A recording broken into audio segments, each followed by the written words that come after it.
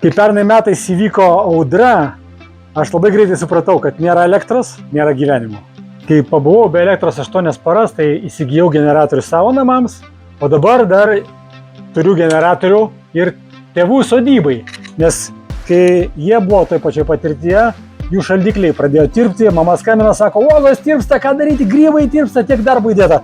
Tai dabar jie turės šitą generatorių, kuris yra 3,5 kW ir tai pilnai užtenka, kad šaldikliai netitirtų, kad televizorius veiktų, kad internetas veiktų, šviesos veiktų ir boileriui užtenka. Tai tiek ir tai reikia, kad galėtum tęsti savo gyvenimą.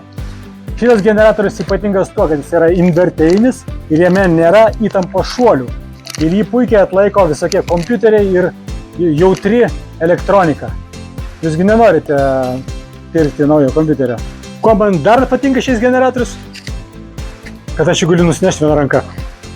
Šis generatorius yra benzininis, todėl žymiai tyliau dirba, o užsiveda vienų rankos motų. Žiūrėkite.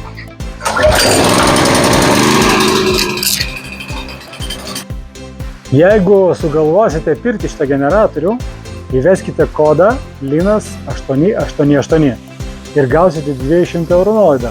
Nemažai. Bet turėkite omeny, šitas kodas galioja labai laikinai.